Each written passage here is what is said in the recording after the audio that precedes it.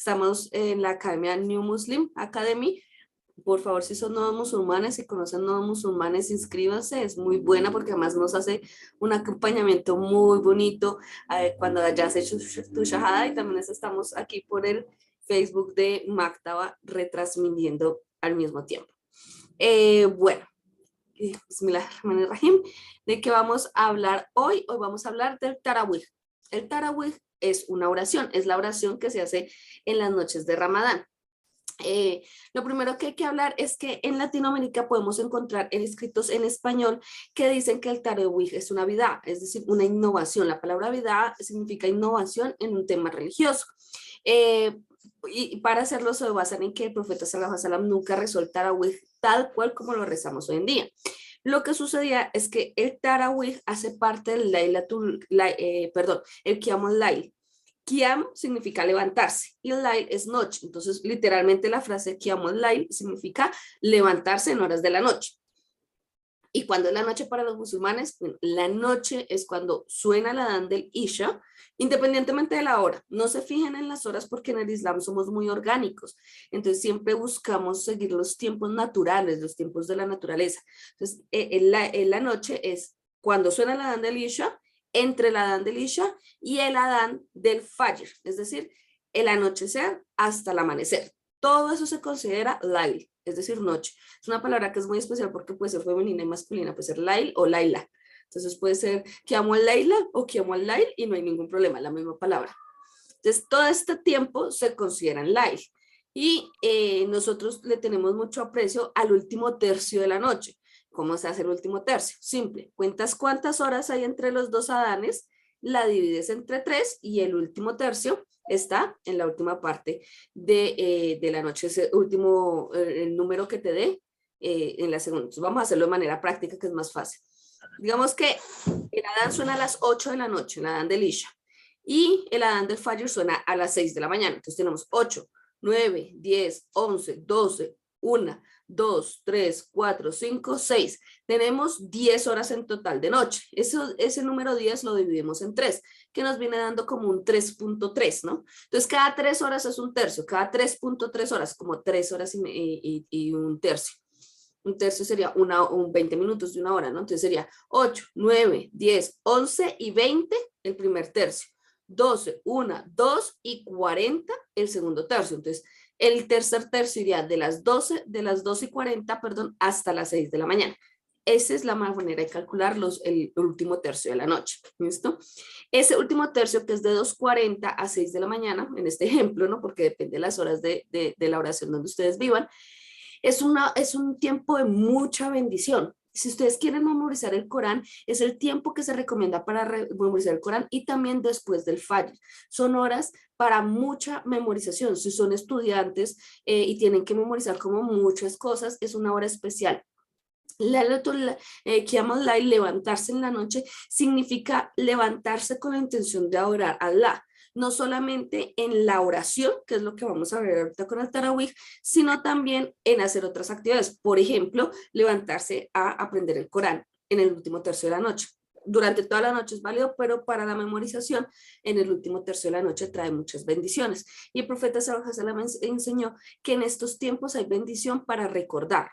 Por eso es un hadiz recopilado, por eso es el tiempo especial para estudiar la memorización del Corán, pero en general cualquier tema que ustedes necesiten memorizar cosas, digamos, puntualmente.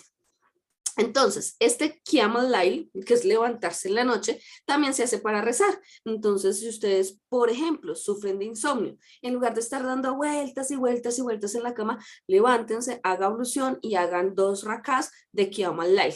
Esto ayuda a que recen más, a que puedan dormir más tranquilos.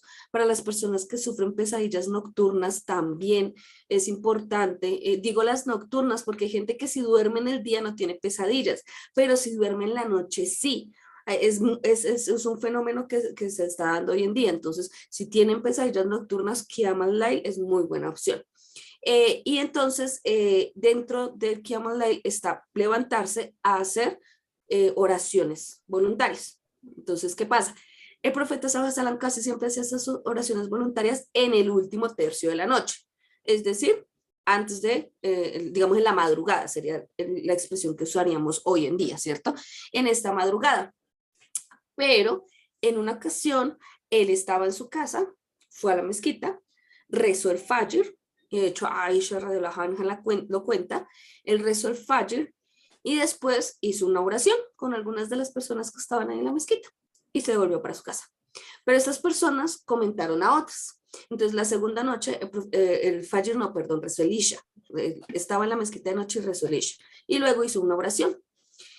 Las personas lo comentaron y al otro día él llegó y rezó otra vez el Isha y luego el Isha esperó un momento e hizo una oración.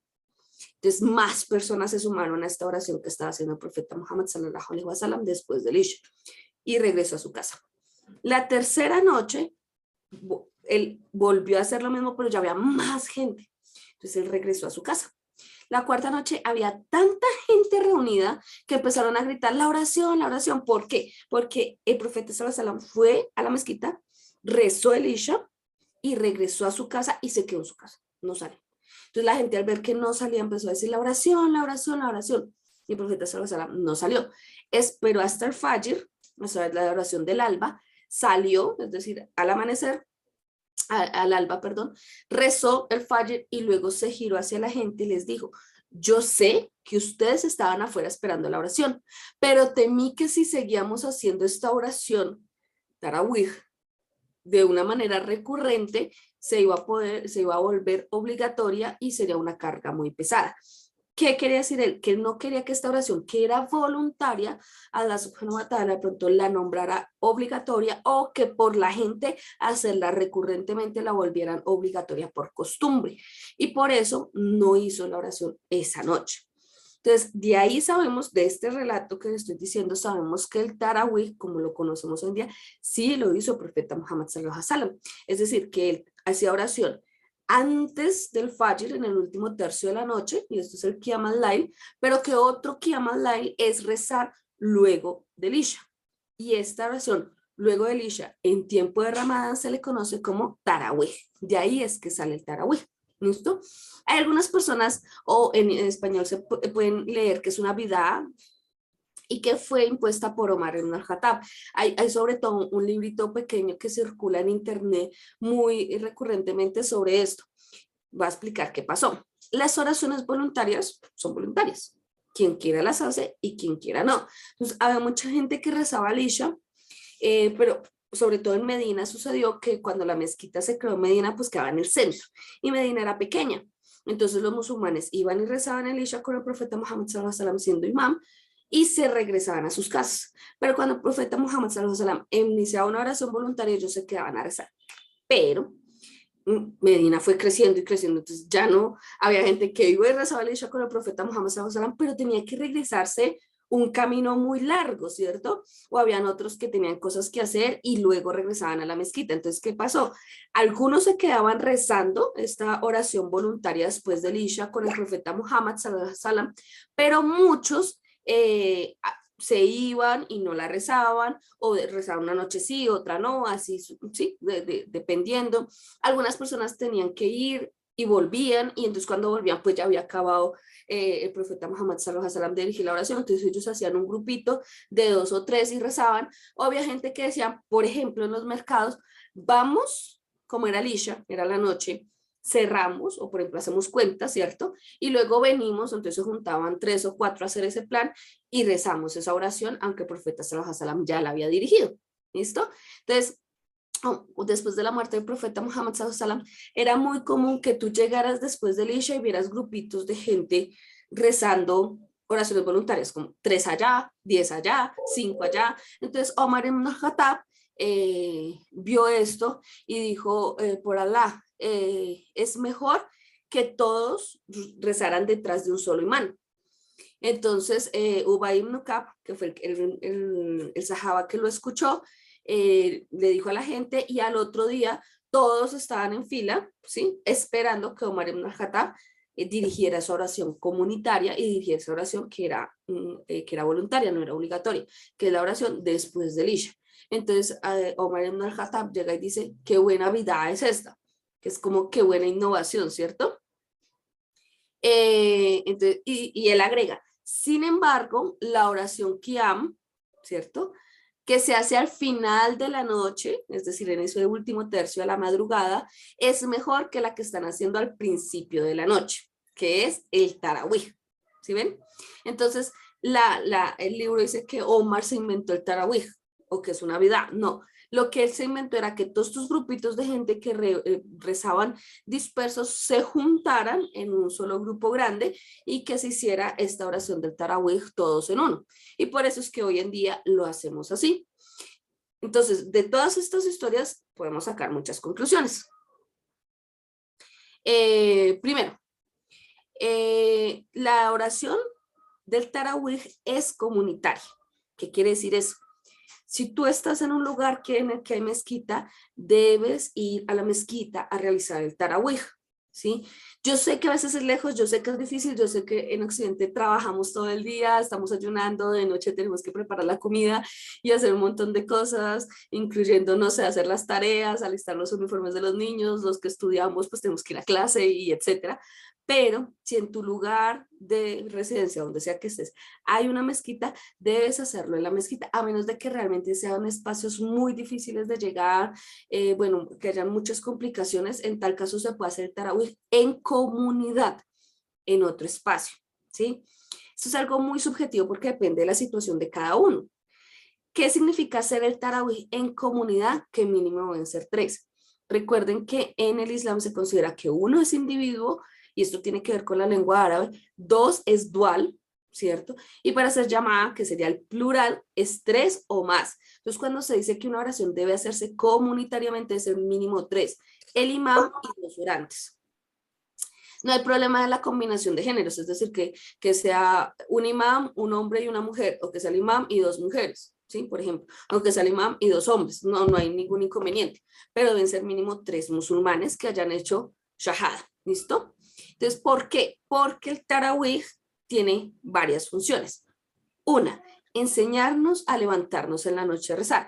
Digamos que el tarawih es como el entrenamiento para levantarnos en la noche, y el Laylatul, el que llaman Layl, es decir, la madrugada en el último tercio, es como lo que debemos hacer cuando ya hemos establecido el tarawih, ¿cierto? Entonces, son las 2 oraciones nocturnas. Si ven el segundo tercio de la noche, que es la noche cerrada, o sea, la noche más oscura, donde hace más frío, donde está más la oscuridad, la medianoche se deja para dormir, ¿vale?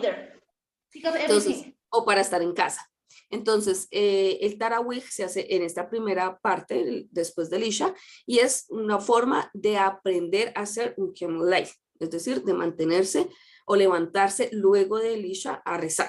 Segundo, el tarawih tiene la intención de unirnos como comunidad, y para eso vamos a incluir ahorita un pequeño brevario de modelos, de modales, no modelos, perdón, tomo nota, de modales para llegar a la mezquita, o de modales para estar en la mezquita. ¿Listo? Entonces, la idea del tarawih es que te obligue a ir a la mezquita y te obligue a convivir. Habemos personas como yo que somos, pues no nos gusta mucho estar en comunidades grandes o algo así. El tarawih es un momento en que se nos obliga a ser más sociables, sobre todo a los que no lo somos.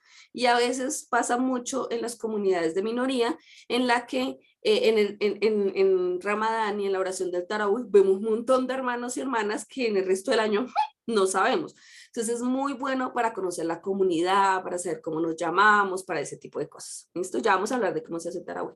Y la tercera intención del Tarawih es reconocernos como UMA, sobre todo para nosotros que vivimos en minoría. Miren, los países islámicos se llenan las calles haciendo el tarawih, es increíble, mashallah. Yo vivo en Alejandría y íbamos a una mezquita que quedaba cerca al mar algunas veces, y eran las calles, o sea, no había transporte, tú no podías, porque no podías irte de un lado a la otra de la ciudad porque las calles estaban cerradas, eran unos trancones terribles, porque la gente estaba haciendo tarawih. Y es una forma como de decir, hey, somos musulmanes, ¿cierto? Entonces, en nuestros países de minoría, ese objetivo se hace mucho más urgente y necesario, porque necesitamos reivindicarnos como, hey, somos musulmanes. Muchas veces, a veces no usamos ropa islámica, los hombres no usan bata, no usan camisas largas, las mujeres no usan el hijab, ¿cierto? Entonces, como que se nos puede diluir esa identidad islámica entre la occidentalidad en la que vivimos continuamente. Entonces, Tarawih es un momento muy especial para ir, ponernos nuestras mejores pintas y decir como, ¿para dónde va? Para el Tarawih, para la mezquita. Entonces, es una forma de hacernos sentir como musulmanes.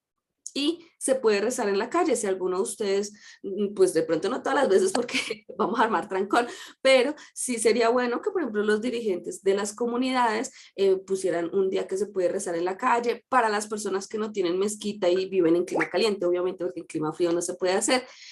Pueden pedir permiso para hacerlo en un parque, por ejemplo, en unos kioscos o bueno, qué sé yo, en espacios abiertos, no tiene que ser algo así cerrado y tapado, ¿listo? Esos son los 3 fundamentos del Tarawih. ¿Qué pasa si no hay mezquita? Como ya lo dije, como el profeta Sallallahu Alaihi Wasallam me enseñó, toda la tierra es una mezquita. Entonces lo pueden hacer en una casa común y corriente, en una sala. Recuerden que en el lugar donde hagan oración islámica debe estar libre de impurezas y no deben haber imágenes bidimensionales ni tridimensionales, ¿ok? Entonces, si se cumplen esas 2 condiciones, pueden rezar. Si la casa es de un no musulmán, no hay problema desde que tengan permiso, no dice que llegue la persona a armar lío. Puede ser en una terraza, sí, puede ser en una sala también, puede ser en un garaje, no hay problema. Puede ser en el patio, también, no hay necesidad de que sea cerrado, no hay ningún inconveniente, ¿listo? Tienen que ser mínimo 3. ¿Qué pasa si soy la única? Eso es muy complicado porque el tarawih es comunitario. Si eres la única, hay mucha gente que dice que no se vale hacerlo solo, pero igual puedes hacerlo con la intención de que sea una sunna, ¿cierto? E igual pueden invitar, por ejemplo, musulmanes de ciudades cercanas, en plan de, por ejemplo, nos reunimos un fin de semana en la casa del uno, un fin de semana vamos a otro pueblo. Es que el objetivo del tarawih es armar comunidad. Entonces, ustedes no pueden pensar, ah, bueno, soy la única y rezo sola. No, porque necesitamos es como buscar estrategias de, bueno, soy la única, ¿qué hago? Hacemos un campamento donde haya niños musulmanes, o bueno, soy la única, pero me voy a alistar mis maleticas y me voy una semana para tal ciudad que hay mezquita. O sea, si eres la única, también debes hacer un esfuerzo de buscar una comunidad, así sea virtual. Entonces, bueno, de pronto hay uno por allá en una ciudad, hay otro en otra ciudad, hay otro en otra ciudad. Júntense los 3 y se hacen un en vivo y los 3 van rezando al mismo tiempo. No es válido como Tarawih, no, porque no están juntos, pero sí se van a ayudar a hacer una oración sunna y a no sentirse solos, que es la idea de Tarawih. ¿Listo? ¿Cómo se hace Tarawih? El Tarawih se hace de a 2 rakás. Todas las oraciones voluntarias se hacen de 2 rakás. Hay una cosa que se llama el witr. Ya te puedo explicar. El tarawih se hace de a 2 rakás, entonces siempre se levantan, se hacen la inclinación, luego hacen el sujud, ¿cierto? Luego vuelven y se levantan, vuelven a hacer la inclinación, luego hacen el sujud y después se sientan y dicen salamu alaikum, salamu alaikum. Esos son 2 rakás. Luego se ponen de pie inmediatamente y vuelven y hacen otros 2 rakás. Salamu alaikum, salamu alaikum. En el cuarto raká hay que hacer un descanso muy breve. ¿Por qué? Porque Aisha así lo contó. Ella decía, el profeta Sallallahu Alaihi Wasallam cuando hacía su oración nocturna hacía 2 rakás, luego hacía 2 rakás, ¿sí? Entonces ahí está la imposición de hacer de a 2. Y en el cuarto raká hacía un descanso, luego hacía 2 rakás, que además ella decía que eran muy bellos, y luego hacía 2 rakás. No me pregunten cuánto se demoraba en cada uno de ellos. ¿Por qué? Porque a veces el profeta Sallallahu Alaihi Wasallam hacía sus rakás normal, con un ritmo de oración normal, a veces los hacía súper largos. En cada movimiento se podían quedar en inclinación, que es el rukú, no sé, media hora, luego levantarse así y luego estarse ahí 15 minutos, luego estar en su YouTube media hora, así cada movimiento súper lento. De hecho, hubo una ocasión en donde el profeta Sallallahu Alaihi Wasallam estaba rezando y los sahabas tenían miedo de que no iban a alcanzar a tomar el suhur, la comida antes del ayuno, por lo mucho que demoraba cada raká, para que se den cuenta. Entonces hacemos 2, en el cuarto hacemos un descanso, es un descanso muy breve, es como para sentarse, de pronto si tienen el agua tomar un sorbo de agua, de pronto alguien, no sé, que tienen niños, ir a mirar cómo están los niños, pero una cosa así súper rápida y luego seguir de a 2 rakás, 2 rakás, luego 2 rakás. Entonces lo importante es que se hacen de a 2, ¿cierto? No existe un número determinado de rakats para el tarawih. Lo más común son 8. Por el hadith, pues, 8, 8. Por el hadith en donde Aisha radiallahu anha narró que el profeta sallallahu alaihi wasallam lo hace así. El hadith exactamente dice: no pasaba en Ramadán ni en cualquier otra época fuera este mes de más de 11 rakats. Porque 11 y 8, 11, ya les explico. Rezaba 4 rakats, pero no me pregunten cuánto se demoraba en cada uno y la belleza con los que lo hacía. Luego rezaba otros 4, ahí está el descansito, ¿sí lo ven? Pero no me pregunten cuánto se demoraba en cada uno y la belleza con los que lo hacía. Finalmente rezaba 3, entonces vamos 8 y luego 3. Como se demoraba tanto rezando, yo le pregunté: mensajero de Allah, ¿tú no duermes? Él me respondió: mis ojos duermen, mas no mi corazón. Entonces, esos 3, si ven, ella dice 4, 4 y luego 3. Esos 3 pertenecen no al tarawih, sino a la oración impar que se llama witr. Ya vamos para ello. Sin embargo, hay mezquitas en donde se hacen más rakás. 20, 18, 14 también es un número muy tradicional que hacen. Entonces, ¿por qué? Porque hubo un hombre que llegó donde el profeta Muhammad sallallahu alaihi wasallam y le dijo: ¿cómo hago la oración nocturna, la oración voluntaria? Y el profeta sallallahu alaihi wasallam le respondió: la oración voluntaria de la noche es de a 2 en 2. Por eso también sabemos que son 2, luego 2, 4, descanso, 2 y luego 2, descanso. Pero si uno de ustedes teme que llegue el fajr, que haga una raká para finalizar su oración. En este hadiz, el profeta sallallahu alaihi wasallam no le dio un número. No le dijo: haz 4 rakás, haz 8 rakás, haz 11, haz 12, nada. Él le dice de a 2 en 2, hasta que, si tema que llega el fajr, haga uno. Por ello, hay muchas mezquitas que rezan 18 rakás de tarawih y 3 de witr. O hay otras que rezan 14 tarawih, 3 de witr. Hay otras que rezan 14 tarawih y 1 de witr. Y todas están correctamente. No hay ningún inconveniente con ello.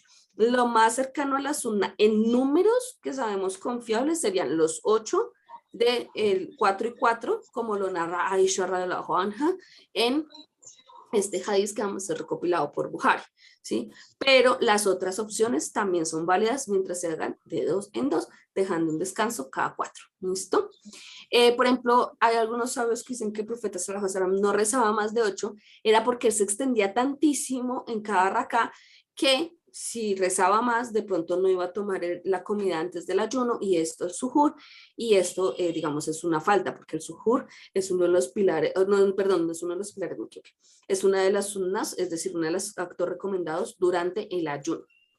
Entonces era por eso que él no rezaba más. Pero igual, digamos, si se quieren hacer más, está bien. Algunos dicen: bueno, pero es que para rezar 20, eso parece una maratón. Suben, bajan, suben, bajan, suben, bajan. Bueno, pues es decisión de la mezquita y de los orantes. Hay personas que les gustan las 8 muy lentas, que les gustan las 20 rápidas, no hay ningún inconveniente con eso. O sea, no hay una sunna o algo sobre cuánto debe demorar un raká. Eso depende del recitador y del imam que está dirigiendo la oración. ¿Listo? ¿Qué pasa si yo, por ejemplo, siempre hago 8 rakás en mi mezquita de mi ciudad y me tocó viajar y llego a una mezquita en donde hacen 20 rakás? Hazlo con el imam. No es bueno que tú hagas 8 y te retires de la oración. Es bueno hacer todos los rakás que se hagan de tarawih en el lugar a donde vayas. ¿Listo? Tradicionalmente la oración de tarawih la dirigió un hafiz del Corán. Por ejemplo, en Bogotá, me dicen si en sus ciudades pasa, no, a veces, por ejemplo, en años anteriores que no habíamos tenido hafiz, mandaba a Egipto a través de un programa que tiene, mandaba hafiz solo para el mes de Ramadán. Y él dirigía la oración. ¿Por qué? Porque el hafiz recita todo el Corán, del principio al final. Entonces, las personas pueden seguir la recitación, sea de memoria porque se lo saben o leyendo. Uno puede leer en el tarawih. Por ejemplo, este es un Corán en árabe, ¿sí? Un Corán en árabe. Entonces, ¿qué hago yo? Yo lo tengo en las manos y empiezo a leer, ¿cierto? Empiezo a leer con el recitador. Cha, cha, cha, cha, cha. Digamos que queda acá. Entonces, él tiene acá un cosito de división. Algunos tienen muchos cositos de división. Le pongo esto, cierro, me lo puedo poner debajo del brazo para poder hacer esto y para poder hacer esto y luego hacer los movimientos. Si ustedes siguen el Corán leído, por ejemplo, para los que saben árabe, pero pues no se saben de memoria el Corán. Esto es una buena técnica porque además repasan, a veces de pronto le mejora la lectura porque no tiene que leer rápido siguiendo el imam y eso ayuda. Es una muy buena técnica. La recomendación es, pues primero que ustedes tienen que ser hábiles, no pueden empezar como que, pero es que, ¿dónde está? Ay, no, espere, no, sí, no, no, no. Y alza los brazos. Y, no, uno lo que hace es abrir en la página, por eso el separador. Cuando uno vuelve y regresa, uno tiene el separador, abre y sigue leyendo. Lo pone y cierra. Es algo muy discreto. Segundo, el Corán nunca debe tocar el suelo. Entonces, para hacer el suyud, a veces hay gente que lo pone en el piso para hacer el suyud. No, tú lo debes poner. Hay mucha gente que lo pone acá y hace el suyud. Yo aprendí así con las egipcias, pero hay gente que acá venden unos de colgar en el cuello que son más chiquitos. Entonces se lo ponen en el cuello ahí como un collarcito cortico que no toque el suelo y lo mantienen ahí. ¿Listo? Entonces sí se puede seguir la recitación del Hafiz sin ningún problema en el Tarawih. Y con eso también es una recomendación para leer el Corán completo en árabe durante el mes de Ramadán. Entonces es tradición que el Hafiz al otro día retome donde dejó y siga leyendo. Siga recitando y tú sigas leyendo. ¿Listo? Y pues si no lo sabes leer, por lo menos vas a escuchar el Corán completo al menos una vez en el año. ¿Listo? Pero las últimas 3 rakás, que son el witr, no se sigue la recitación. Hay gente que queda como, ¿por qué no siguió? Estaba acá. Porque en las últimas 3, el witr significa literalmente, witr significa impar, tal cual, impar, esa es la palabra, ¿cierto? Entonces, el tarawih, suponiendo que van a ser 8, son 4, descanso, luego 4, y en estas últimas 4 termina la recitación del Corán. Y en las 3 de witr, el imán puede recitar cualquier otra ley. A veces recitan aleyas muy cortas. Y a veces hay gente que se retira en ese momento. Hay personas que terminan el tarawih, se levantan, se despiden y se van. Y ustedes dicen, ¿por qué no terminó de rezar? Porque es que el profeta sallallahu alaihi wasallam decía que el witr siempre dijo, y eso es de hadís de Bukhari y Muslim, es decir, está doblemente confirmado, que el witr era mejor hacerlo en la casa. Entonces hay personas que dejan esas últimas 3 rakás para hacerlas en la casa. Personalmente, por ejemplo, a mí no me funciona. ¿Por qué? Porque eso es de cada quien. Porque pues, yo tengo hijos, vivo muy lejos de la mezquita, entonces mientras terminamos de rezar, mientras nos despedimos, mientras ponen los zapatos, etcétera, llegamos a casa a medianoche, hay que, no sé, apagar la luz, echar llave, me da la 1 o 2 de la mañana y por lo regular se nos olvida el witr. Entonces nosotros decidimos hacerlo en la mezquita para que no nos olvidemos del witr, en ese caso, ¿cierto? Entonces hay gente que lo hace en la mezquita, hay gente que lo hace en la casa, cualquiera de las dos opciones está bien, pero es mejor hacerlo en la casa si lo pueden hacer. Pues, ¿cómo se hace el witr? Como es una oración sunna, también se hace 2 rakás, 2 rakás, 2 rakás, tanta cantidad de 2 rakás como quieras, pero cuando vayas a terminar, 1. Por lo regular en las mezquitas se hace 2 y 1, es decir, 3. Esos 3 últimos son de witr. Hay algunas mezquitas donde solo hacen 1 de witr. Está bien, no hay ningún problema. Y de hecho, volvemos para las personas que tienen pesadillas, problemas para dormir, insomnio, les recomiendo mucho hacer el witr. 2 rakás y luego 1. Y si tienen mucho cansancio o algo así, pueden hacer solo 1 y está bien, no hay ningún inconveniente. ¿Listo? El profeta sallallahu alaihi wasallam es que es un hadiz muy claro que dice, la oración se hace de 2 en 2. El hadiz en donde él le responde a este hombre que le estaba preguntando. Y si alguno de ustedes teme que les llegue la hora del fajr, entonces que haga un raká para terminar. Ese raká solito, ese es el witr.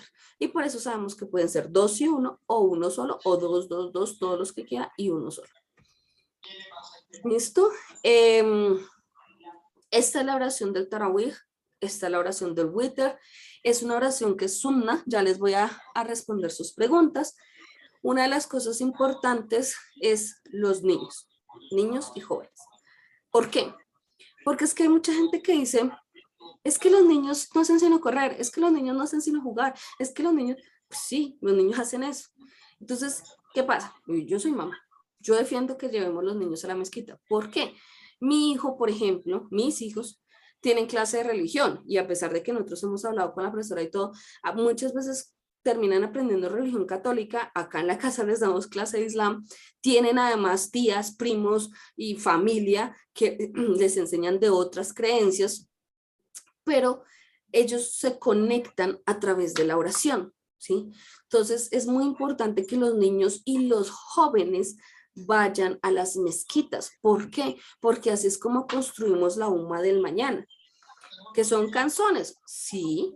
O sea, yo como a veces los digo, hay muchas veces que uno quisiera como rezar tranquilo, pararse y decir, bueno, estoy aquí en mi oración. En cambio, cuando uno es mamá, uno está, ¿dónde está este? Venga para acá, ¿qué se hizo? ¿Por qué usted estaba por allá? ¿Qué estaban haciendo?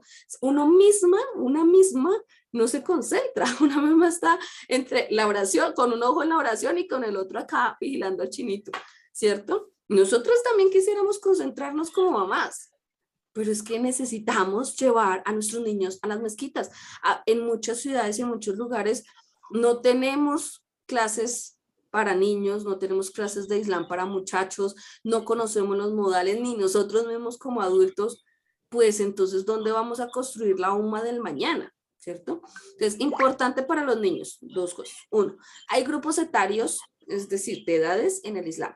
El profeta sallallahu alaihi wasallam siempre reconoció a los niños de pecho. En el Corán dice, y alimenten a sus hijos hasta los 2 años. Entonces hay un primer grupo etario, que son los niños que amamantan desde que nacen hasta los 2 años y se consideran bebés.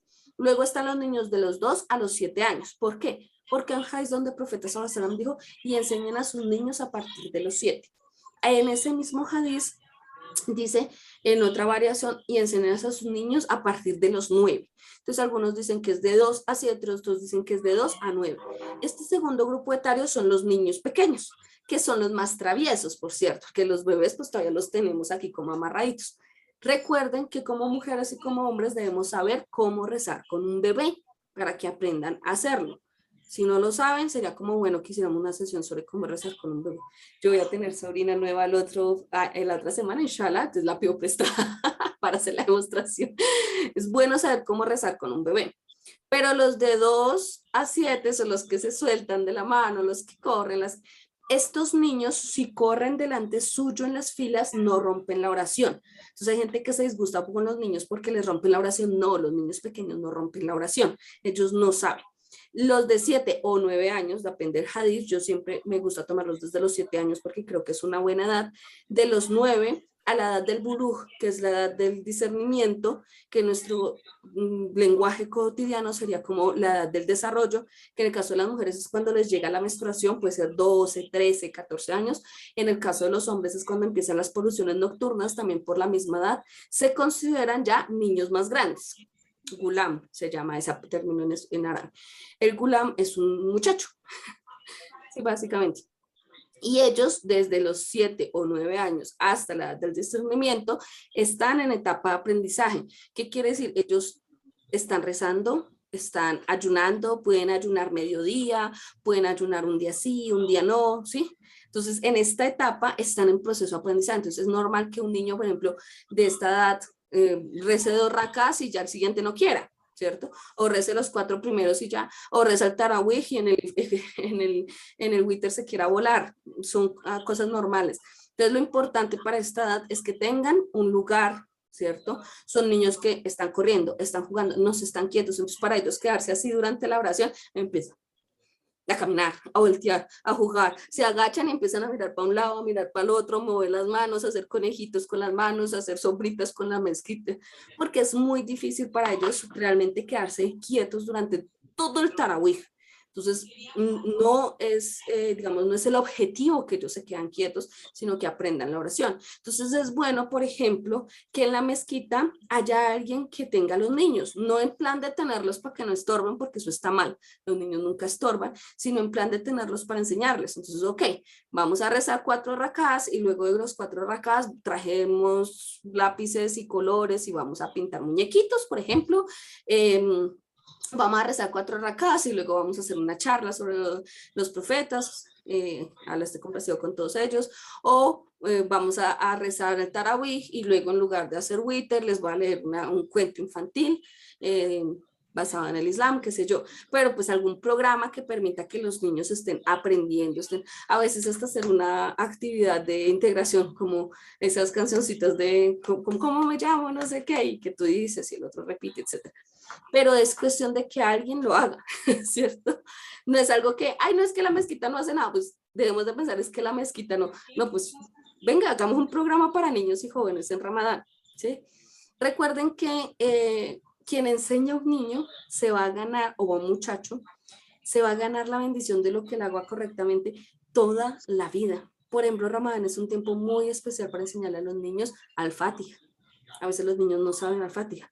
A veces los niños se paran y se agachan, pero no están recitando nada porque no saben. Entonces es un tiempo especial para enseñarles las súplicas, con canciones, con palmas. Yo admiro a las hermanas que tienen voluntad para eso porque es muy bonito.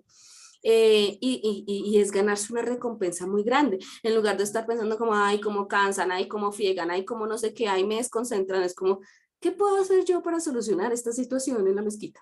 ¿Sí? Yo tengo una amiga que decía que ella cree que todo papá debería pelearse, papá y mamá, por enseñarle al Fatiha a su hijo, y que en cambio vivimos en unos tiempos en que papá y mamá no le enseñan al Fatiha, sino que además quieren llevarlo a la mezquita, y que en la mezquita, que no hay profesor para niños, les enseñan al Fatiha porque sí. Entonces, enseñar al Fatiha a un niño es una de las mayores bendiciones que se pueden hacer. Y hacerlo en Ramadán es muy especial. Entonces, tal vez es una labor que ustedes se pueden poner. ¿Listo? Entonces, y por supuesto decirles que es sunna llevar a los niños a la mezquita. Alguna gente dice, no, es que los niños no deberían venir a la mezquita. Están contradiciendo la sunna. El profeta Muhammad sallallahu alaihi wasallam siempre llevó a los niños a la mezquita. Sus dos nietos, Hassan y Hussein, él los cogía de la mano, una mano a uno y otra mano a otro, y los llevaba a la mezquita. Él mismo aprendió con su abuelo a ir a los lugares donde los adultos se reunían, a la Kaaba y esos lugares, porque es importante incluirlos en esta vida comunitaria. Así como el Tarawih busca crear comunidad, pues también busca crear comunidad con los niños. Entonces, la sunna no es que los niños no molesten a la mezquita, la sunna es sí. Y hay una historia muy bonita en donde el profeta sallallahu alaihi wasallam hizo el sujud, es decir, se agachó, y se demoró muchísimo. Entonces los orantes después le dijeron, profeta, vimos que te demoraste mucho en el suyud, ¿pasó algo? Porque ellos pensaron que era porque pronto se había enfermado o algo así. Y les dijo, no, lo que sucedió es que mi nieto me tomó como su montura, es decir, se le montó a caballito, ¿no? Y no quise molestarlo hasta que no hubo saciado su deseo, es decir, hasta que el niño se aburrió y se fue. O sea, imagínense que Hassan o Hussein, uno de los dos, estaba en la mezquita porque el profeta sallallahu alaihi wasallam lo había llevado, y no estaba quieto rezando, no estaba ahí, no, él estaba corriendo por todo lado, ¿cierto? Y se le montó al profeta Muhammad sallallahu alaihi wasallam. ¿Y él qué hizo? ¿Ponerse bravo? No, él se quedó ahí hasta que el niño se bajó solito. Entonces es para que ustedes vean que no hay problema. Una cosa que la gente se molesta muchísimo es porque piensa que la gente pasando al frente, incluyendo los niños o los grandes o bebés gateando, los bebés, por ejemplo, cuando tienen olorcito en su pañal, ¿no? La gente dice, no, es que me rompe la oración, no sé qué. No, no, no. Liliana me acaba de decir algo, es muy bonito. Que la sutra, cuando estamos rezando comunitariamente, la sutra de todos es el imam, y el imam tiene su sutra, por eso él reza como contra una pared. Entonces, si los niños se pasan entre las filas, no nos rompen la oración. Si hay un bebé con su pañal sucio, no nos rompe la oración, no nos disgustemos por eso. ¿Listo? Y bueno, pueden rezar Tarawih en la casa, ya les expliqué que si se reúnen en comunidad, sí, inshallah. No sé, pasamos a la sesión de preguntas. Por favor, díganme si tienen alguna pregunta. Mientras las preguntas, antes de las preguntas, perdón.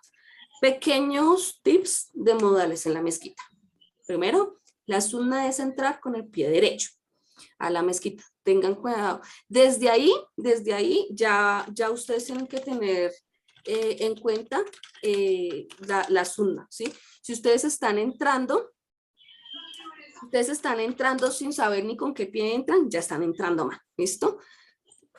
Hay una súplica muy bonita para entrar a la mezquita que dice, en el nombre de Allah, busco refugio en Allah, el grandísimo, en su generoso rostro y en su eterno poder contra el maldito Satanás. Oh Allah, ábreme las puertas de tu misericordia. Si no se la saben toda completa, pueden decir la parte de, oh Allah, ábreme las puertas de tu misericordia. Esa es la versión cortita. ¿Listo? Y esa es la súplica para entrar a la mezquita. Entonces, entramos con el pie derecho, decimos la súplica, luego entramos, saludamos a la mezquita. ¿Y qué saludar a la mezquita? rezar 2 rakás. Entonces ustedes deben llegar, así lleguen al Tarawih, por ejemplo, llegaron, deben el Isha. Entonces recen los 2 rakás para saludar a la mezquita, luego recen el Isha y luego esperen el tiempo de Tarawih. Siempre recen, a menos de que ya esté sonando el Ikama para la oración obligatoria, como el Asr, el Isha, ¿sí? Si ustedes escuchan el Ikama, recen primero la oración obligatoria. O si ustedes llegan a la oración obligatoria, es sunna sumarse a la oración obligatoria donde sea que esté, o sea, en el movimiento que esté. No es como hay gente que llega, se para y rápido como alcanzar a los otros. No, no, no. Tú llegas, haces Allahu Akbar porque este movimiento, este es el inicio de la oración y te abre las puertas de la oración. Y luego te sumas al movimiento. Entonces, digamos que tú haces Allahu Akbar y están haciendo el sujud, te sumas al sujud y debes ese raká. Si no saben cómo reponer las oraciones, me dice. Pero deben sumarse a la oración. Si no hay oración en curso o no están haciendo el ikama, el saludo a la mezquita. Si están haciendo, si hacen la oración obligatoria, después de la oración obligatoria, hacen el saludo a la mezquita. Luego, es sunna saludar a las personas una por una. No es como, salam aleikum, y ya, y sigo. No, no, no, no. Es salam aleikum hermana, salam aleikum hermana, salam aleikum hermana. Inclusive yo tengo un ejercicio que les pregunto los nombres, hermano, ¿usted cómo se llama? Porque no sé. Y a veces se me olvida, hermana, ya nos conocimos, yo soy Sara. Y yo, ay, perdón, se me olvidó. Mucho gusto, Sara, otra vez. Entonces es bueno como salamu aleikum, persona por persona, y es bueno pasar por toda la ronda, ¿no? Es como que, y además, si la mezquita tiene varios ambientes, como que acá está la musala, acá hay una cocina, acá hay, no sé, un saloncito, es bueno que usted mire, a menos de que, por ejemplo, en el salón haya clase, pues no interrumpes, pero es bueno que tú entres a la musala, saludes a las personas, vayas al otro ambiente, saludes a las personas y no excluyas a nadie, ¿no? Como que, o sea, me cae mal, no la voy a mirar. No, el salam no se le niega a ningún musulmán, te caiga bien o te caiga mal, ¿sí? El saludo no se le niega a nadie, es así de simple. El saludo es salamu alaikum, la respuesta es wa alaikum salam. El profeta sallallahu alaihi wasallam enseñó que quien más lo complete recibe más bendiciones, entonces también puede ser salamu alaikum wa rahmatullah o salamu alaikum wa rahmatullah wa barakatuh. Eso es el saludo completísimo. Y después de saludar, ya tú te puedes hacer donde tú quieras y ya, digamos, estar en la mezquita. Pero esos son modales mínimos. Y siempre unirse a la oración. Si llegan tarde, unirse a la oración en el movimiento que van. Son tips para estar en la mezquita. Ahora sí, les leo sus preguntas. Hermanita Sumaya, ¿tenemos preguntas? Sí, mashallah. A ver, vamos a abrir el chat. Yo sé que la por esta clase tan informativa, alhamdulillah. Gracias, hermana. Sé que estoy hablando muy rápido, siempre ando rápido. Mashallah. Ok, hay una hermana que dice, ¿y si soy la única musulmana? Hermana, como ya te dije, si eres la única musulmana en tu comunidad, ya lo hemos dicho con anterioridad, Ramadán también es un momento para analizar nuestra vida musulmana, ¿no? Entonces, hay personas que viven solas en un pueblo y súper bien su Islam, mashallah. Hay personas que viven en un pueblo y dicen, no puedo practicar, no puedo usar hijab, no puedo, no sé, estar en soledad no debe ser excusa para no practicar tu Islam. Entonces, porque recuerda que el profeta sallallahu alaihi wasallam nos enseñó que Allah nos va a preguntar en el día del juicio que si no practicaste tu Islam porque estabas en un lugar de minoría o en un lugar donde te era difícil, así sea en mayoría, Allah te va a decir, ¿y acaso no hice la tierra lo suficientemente grande? Es decir, diciéndote, no puedes buscar un lugar donde estar con tu religión.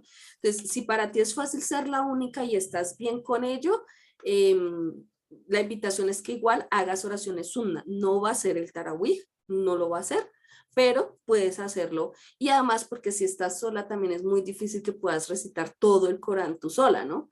Entonces, ese también es otro inconveniente. Y que busques la oportunidad de pronto de ir las últimas noches a un lugar con mezquita, a una comunidad para quedarte. Es un tiempo que las mezquitas a veces dan quedada. La vez pasada mi esposo les habló del itikaf, del encierro religioso que hacemos al final de Ramadán. Entonces es un buen plan programarse para hacerlo un fin de semana en un lugar donde exista comunidad. Siguiente pregunta dice, ¿será que se puede hacer por videollamada? Me imagino que es la oración, el tarawih. Dice, ¿será que se puede hacer por videollamada? No, Lo que pasa es que si hay 3 personas en distintos lugares, se pueden videollamar para hacerlo juntas y no sentirse tan solos. Es una opción que nos presta la tecnología, pero lo mismo, no es Tarawih, pero sí pueden hacer oraciones uno. Ahora, no se vale que están en la misma ciudad y se hacen videollamada porque están muy lejos y les da pereza salir de la casa, o no sé, está lloviendo, está haciendo feo el clima y no quiero salir de la casa. Eso no se vale, es una cosa como más para cuando realmente te sientes solo. Porque cuando estás solo en el resto del año, pues como que estás solo y ya. Pero cuando estás en Ramadán puede convertirse en algo muy pesado. Entonces, ojo con esa soledad. Ok, ya sé que la mujer. Otra pregunta dice, lo de no tener imágenes, o no lo entendí, ¿se aplica para imágenes del hombre o animales o plantas? De hecho, las plantas no tienen ningún problema. Les voy a poner con los cuadritos que tengo acá atrás. Acá atrás tengo una shahada que está bordadita, está la mezquita, está esta que es un lettering sobre Alhamdulillah, Allahu Akbar y Subhanallah, y si ven esto que tiene aquí rojito son flores. Las representaciones de flores en general de naturaleza no tiene problema. De hecho, el arte islámico basa mucho su representación en la naturaleza, entonces es muy común ver patrones de pétalos repetidos hasta el infinito, porque el infinito nos recuerda a el infinito, que es Allah Subhanahu wa Ta'ala, que no tiene principio ni tiene final, y para eso se utilizan mucho los patrones naturales. Entonces, si tienes solo naturaleza, o por ejemplo, o cosas inanimadas como un bodegón que tiene, no sé, una mesa y un florero, no hay problema. El problema es con las imágenes como esta. Esta imagen es irreal porque es una chibi, ¿cierto? Pero ella tiene ojitos y boca, ¿sí la ven? Entonces, hay algunos chefs que dicen que las imágenes irreales, por ejemplo, como esta chibi, que no representa el cuerpo humano, sino pues es una representación, entonces, que no tiene problema. Algunos que dicen que no, que cualquier imagen con ojitos y boca, así sea bidimensional, es que sea un cuadro, o tridimensional, es algo movible. Perdón, me voy a tomar una muñeca. Esta, pues esta es tridimensional, ¿cierto? Que no permiten la oración. Yo en el caso de la oración les digo, sean muy meticulosas. Entonces, si hay la opinión de que sí, de que no, yo mejor simplemente quito esta, o otra opción es no quitarlas, sino taparlas. Y lo mismo el cuadro y rezo allí. Es mejor no invalidar nuestra oración por una duda, ¿cierto? Por ejemplo, en este cuarto que es el estudio, donde nosotros trabajamos con mi esposo, nosotros no rezamos en otra habitación, precisamente por ese cuadro que está allí. Ya sé, claro. Siguiente pregunta dice, Salamu alaikum, excelente charla, la veo desde Estados Unidos. ¿Puedes escribir el día para entrar a la mezquita? Me imagino que es el DUA. Me dice que puedo escribir el DUA para entrar a la mezquita, Oh, porque el sí, día, porque es el día, creo que es como el DUA, el día ¿cierto? 2 de abril. Sí, pero si quieren se los comparto por el grupo para ponerlo, hay como 2 o 3 súplicas, entonces recuerden, la más cortita es abre las puertas de tu misericordia, porque además es una súplica muy linda, es como, no sé, es como pedirle que nos abra el espacio y el mundo, y además, ustedes han escuchado eso de que cuando una puerta se abre, otra se cierra, cuando tú le estás pidiendo a la que te abra las puertas de tu misericordia, de su misericordia, perdón, tal vez estás pidiéndole también que te cierre puertas a malas cosas. Entonces creo que es una de las súplicas más bonitas. Entonces, si quieren, sí, se las escribo ahorita en el grupo, inshallah. Dice Kalaher, tenemos 2 últimas preguntas. Bueno, una es un comentario que dice que la mujer precisamente el año pasado hice el Tarawih a pesar de que vivo solita y aquí soy la única musulmana. También pude completar la lectura del Corán, alhamdulillah. Alhamdulillah. Completar la lectura del Corán es muy bueno en Ramadán, inshallah, que lo puedan hacer. Alhamdulillah, que Allah te recompense. Otra pregunta aquí dice, Assalamu alaikum, la grabación, esta charla se va a compartir en Facebook o YouTube. Sí, la tenemos por 2 medios, ¿verdad? Sí, la tenemos en Facebook, en la Academia Maktaba, y New Muslim Academy la graba y después la sube a donde, hermana. Nunca sabía. Sí, la grabamos y la subimos en nuestro website, en nuestro sitio web, newmuslimacademy.es. Listo. Inshallah. Entonces queda en los 2 sitios. Y tengo por acá unas preguntas que dice, María dice, si en el salat comunitario la sutra, perdón, no sé, ya la dijimos. En el caso del viernes, si ha llegado y he comenzado la jutba, ¿debo sentarme a escuchar o puedo saludar a la mezquita? No, debes sentarte y escuchar. El jutba es un tiempo especial. Cuando inicia el jutba, hagan de cuenta, eso se llaman tiempos rituales, igual que cuando iniciamos la oración. Es un tiempo que no se debe interrumpir. Cuando tú inicias Allahu Akbar, la oración, abres la puerta de la oración y no la debes cerrar si no terminas. Si tú te mueves, si tú te vas para aquí, ya perdiste ese momento. Lo mismo pasa con el jutba. Cuando el imam empieza el jutba, se abre el tiempo del jutba y no debe ser interrumpido. El que se escucha debe escuchar con la máxima concentración posible y en lo posible estar bien sentado, estar derecho. Hay gente que es como que así en el jutba, como toda, ay no, qué pereza esto. No, uno debe estar con una actitud, ahorita le llaman a eso actitudes de poder, ¿no? Ahorita le enseñan a uno que en la entrevista de trabajo se siente derecho, que no sé qué, bueno, así debe estar uno en el jutba, en actitud de poder, derecho, bien sentado.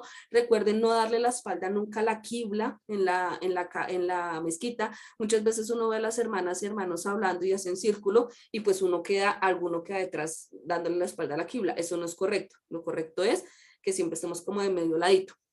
Se pueden recostar en la pared, por ejemplo, hay sillitas de piso, entonces las pueden usar, no hay ningún inconveniente con esas cosas. O un cojín, por ejemplo, tampoco hay inconveniente para quedar uno un poquito con la cadera más alta para que no se le duerman las piernas.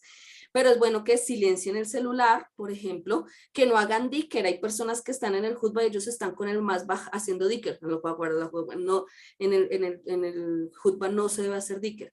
Y en el caso de que alguien llegue, el jutba ya iniciado, es el único no, es el caso donde no debe saludar a la mezquita y no debe saludar a los hermanos, así como no se puede poner salam aleikum, no, se sienta y después del jutba sí inicia a hablar a los hermanos, a saludar a los hermanos, ¿listo? Hay uno más aquí en mi chat. Dice, mencionó entrar con el pie derecho, entonces debemos salir con el pie izquierdo. Muy buena observación, que yo mencioné que se entra con el pie derecho, sí, es bueno salir con el pie izquierdo, shala, es muy bueno. Y lo mismo cuando en la musala nos quitamos los zapatos, recuérdense que la sunna es descalzarse el izquierdo y luego el derecho, y luego cuando te los vas a poner al revés, primero el derecho y luego el izquierdo. Y ustedes pueden decir, pero pues esa vaina ahí, para quitarse uno los zapatos, qué cosa tan horrible. Las sunnas cotidianas, que son este tipo de sunnas, tienen un montón de beneficios. Subhanallah. Ustedes son de esas personas que no saben distinguir de derecha e izquierda, que le dicen la derecha y usted tiene que, así es esta. Tienen que hacer ese proceso mental. Entonces, ese tipo de cosas se llaman lateralidades. Y cuando tú te enseñas desde chiquito a vestirte primero la derecha, a casarse primero la derecha, a descalzarte primero la izquierda, por ejemplo, y haces esas cosas automáticas, tu lateralidad aumenta un montón y está demostrado. Y cuando tú dices, pues es que la mezquita hizo, yo me quito los dos zapatos ahí, uno ve la gente que tira casi que las chanclas ahí en cualquier lado. No, hagamos las cosas con calma. Si tú te quitas los zapatos primero, a veces uno tiene que, a mí me pasaba al principio, yo me miraba los pies y yo esperé, ¿cuál es el izquierdo? Me quito esta bota y luego la otra, ¿sí?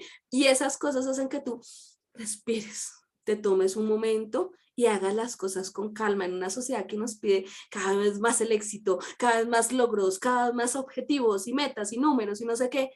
Tomarse el tiempo de descalzarse con calma es un logro. Entonces, estas pequeñas sunnas que algunas personas pueden decir, pero qué bobada, o sea, en serio, son cosas que te ayudan a tu bienestar. Para una persona depresiva, ustedes pueden creer que una persona depresiva a veces no quiere ponerse sus zapatos. Es así de simple.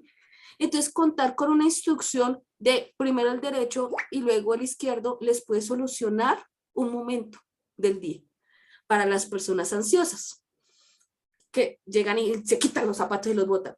Quitarse los zapatos y ponerlos en su lugar les puede dar un respiro a esa ansiedad. Entonces vean cómo cosas mentales que hoy en día están así muy en boom, nos las está solucionando el Islam desde nimiedades y pequeñeces. Entonces no rechacen las sunnas chiquitas, sino implementenlas lo máximo que puedan. Tengo una pregunta acá, hermana.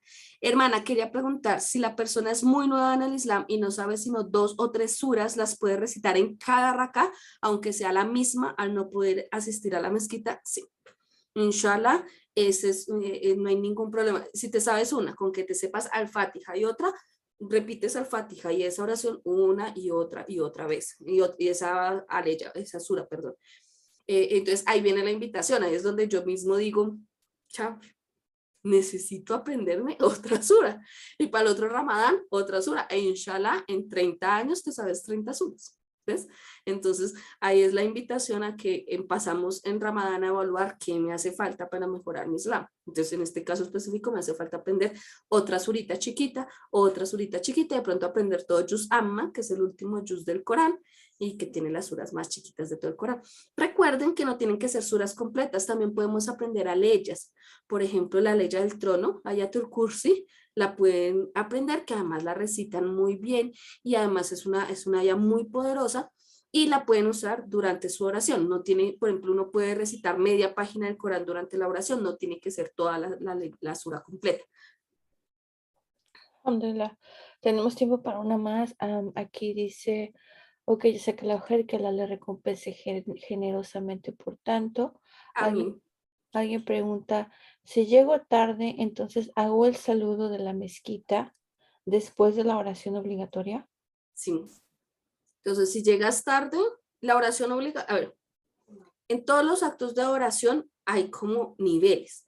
Lo que es obligatorio siempre va encima de lo que es la sunna, ¿cierto? Lo que es sunna, que es algo que hacemos por voluntad de que el profeta sallallahu alaihi wasallam lo hizo. Y dentro de las sunnas hay varias cosas, como el mustahab, que es como muy recomendado, ¿cierto? El mubah, que es que es normal, y la sunna, que es la normalita. Entonces, cuando algo es obligatorio, eso se impone sobre lo demás. Entonces, si yo llego, el saludo a la mezquita es sunna, ¿cierto? Pero hay algo obligatorio, que es la oración obligatoria. Entonces, debo sumarme a la oración de la obligatoria y luego cumplir mi sunna, ¿cierto? Alguna vez una hermanita me dijo que es que ya rezaba las sunnas de las oraciones, las sunnas mustahab, es decir, las oraciones que son sunna antes o después de cada oración obligatoria en su casa, pero que cuando llegaba a la mezquita le daba pena. ¿Por qué? Porque la gente diría como, ay, está así, se cree mucho rezando. Ahí hay cosas como eso que nosotros debemos saber discernir. En la mezquita, si la persona está rezando y algo en la voz nos dice, uy, pero mire esa, cómo reza, enseguida nosotros tenemos que cancelar eso. Enseguida, todo lo que se hace dentro de la mezquita se debe tomar como la mejor opción y con la mejor intención. Entonces, digamos que una hermana entró y saludó a todo el mundo menos a ti. Entonces tú no piensas como, ay, ya le caigo mal, ay, esa que se cree. No, enseguida tú piensas, subhanallah, no me vio. Sí, así de simple, no me vio. Seguro tiene problemas de visión y no ve. Ya, la excusas de una vez. Todo lo que hagan nuestros hermanos musulmanes dentro de la mezquita debe ser, nosotros lo debemos juzgar con la mejor intención. Entonces, si alguien llega, por ejemplo, y desconoce esto y en lugar de hacer el jutba se pone a rezar, por ejemplo, o está el jutba y se pone a saludar a todo el mundo, que son actitudes que vemos, no nos ponemos como, ay, esa no sabe ni siquiera, no, sino nosotros después le decimos de manera privada. En la mezquita nunca se habla, primero no se le dice a las personas las cosas así como a gritos, y mucho menos delante de todo el mundo, como, ay, usted que creyó que no sabe que tiene que rezar primero. No, ¿sí? Sino, hermana, permítame un momento, le digo una cosa. Es así, ¿cierto? Y solamente tienen voz comunitaria, es decir, como alguien que alce la voz sobre los otros, los que estén sean profes o sean hafiz del Corán porque están dictando una charla, porque están haciendo un círculo del Corán, pero en la mezquita la voz de todos es igual, excepto que estés en una charla o en una clase o en algo por el estilo. Entonces no debemos alzar la voz sobre la de otros ni regañar a las personas. Algo muy común que vemos en nuestras comunidades es que la gente regaña a los muchachos. Ay, ¿usted por qué se vino así? Ay, ¿usted por qué no sé qué? Ay, pero es que no le han enseñado. Uno, subhanallah, en la mezquita no se debe regañar a nadie. Se le debe aconsejar que otra vaina distinta. Entonces, creo que en esta charla se nota que necesitamos una charla sobre modales de la mezquita, hermana. Alhamdulillah, de hecho, eso fue un comentario que dijo una hermana, dijo definitivamente, necesito una clase de comportamiento de la mezquita, sería muy bueno. Inshallah, inshallah, de pronto lo hacemos luego, porque además ahorita que nos preparamos para ir a Ramadán y para ir a las mezquitas, ¿no? También aprender esto ayuda de pronto a calmar un poquito la ansiedad que muchas veces sentimos de estar en esos momentos comunitarios. Sí, y también cómo reaccionamos como musulmanas cuando vemos gente que entra y no sabe. Yo me acuerdo que la primera vez que entré a una mezquita, entré con zapatos y manga corta porque yo quería saber qué. Y vi todas las miradas y yo dije, ¡ay! No sabía qué hacer ni qué decir. Pero sí, necesitamos entrenamiento a los dos, de las musulmanas existentes que reciben a las personas a la mezquita y para las personas que van a entrar, Sí, sí, inshallah. sí. Shala, esa es una muy buena idea. Acá tengo una última pregunta, hermana. Dice, Asalamu alaikum, wa alaikum salam, hermano. Me desconcentro frecuentemente en la oración. ¿Qué me recomendaría hacer? Ejercicios de concentración. La concentración, yo no sé si ustedes saben, pero hoy en día las grandes corporaciones no compiten por dinero, compiten por atención. Es decir, cuando nosotros tenemos un libro, aquí me estoy leyendo este de Borges que se llama Ficciones, ustedes pueden pensar que el enemigo de este libro es otro libro. No, el enemigo de este libro es YouTube, es TikTok, es Netflix, ¿cierto? Pues yo en Netflix me puedo ver una serie de 10 capítulos, ahora que está eso de moda, pero hay gente que me dice, no, pues que yo no me leo un libro, pero si tengo 10 capítulos de la serie de Netflix, ¿cierto? ¿Qué pasa? La atención está súper dispersa y la están dispersando más. Hay que aprender a hacer ejercicios de concentración fuera de la oración, como por ejemplo, tener tiempos productivos, encontrar mecanismos de productividad, bloquear nuestras redes sociales durante grandes periodos de tiempo en el día. Hay gente que está trabajando y dice, ay, voy a revisar el Facebook, está trabajando y voy a revisar el Instagram, ay, voy a subir esta fotico en un momentico, y resulta que un momentico son medias horas. Entonces, todo el tiempo, todo lo que nosotros estamos viendo nos está desconcentrando. Y claro, pero como hay ruido mental, hay esas notificaciones del celular, clink, clink, clink, y son varios celulares, entonces son varias notificaciones sonando. Entonces, en el momento en que llegamos a la oración y nos ponemos a rezar, nuestra mente se va. ¿Por qué? Porque no está enseñada. La concentración es como un músculo, es como el ejercicio.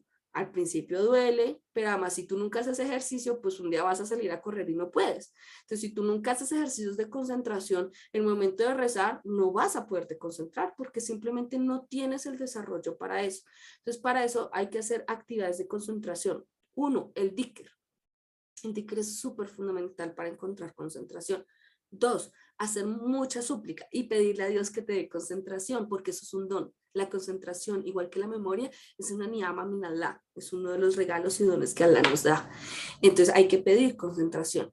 Tres, hay que encontrar momentos de silencio, momentos en donde no suene nada, en una habitación, 10 minutos en donde no te suena notificación, no haya televisión encendida. Ojalá que puedas comprar algo para taponar tus oídos y no escuches como la música de los vecinos y esas cosas. Y respirar. Hay que aprender a respirar. Hacer esas tres cosas te van a ayudar a concentrarte en la oración. Hay personas que dicen, no, yo solo le rezo a Dios. Ok, está bien, pero también tenemos que encontrar otras técnicas que nos permitan mejorar eso. Y tercero, que es, perdón, cuarto, que para mí es fundamental buscar por qué no te concentras.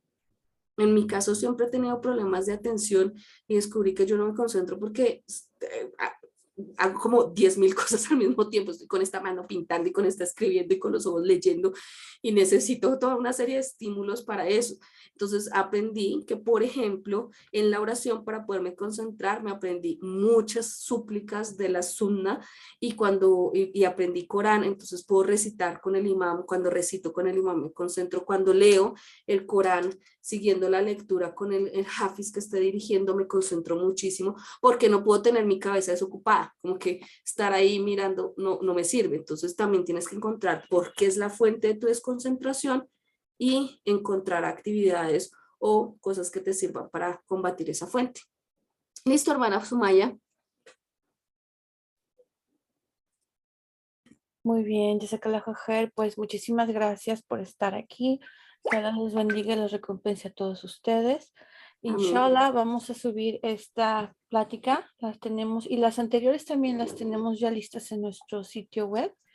Y Inshallah. bueno, pues cerramos con un dua, hermana, adelante. Bueno, muchísimas gracias a todos y a todas por acompañarme. Recuerden que estamos respondiendo sus preguntas y bueno, inshallah nos vemos el otro jueves para continuar con esta sesión de Ramadán. Subhanakallahumma wa bihamdika wa ashhadu la ilaha illa anta astaghfiruka wa atubu ilayk. Assalamu alaikum wa rahmatullahi wa barakatuhu para todos. Wa alaikum assalam wa rahmatullahi wa barakatuh.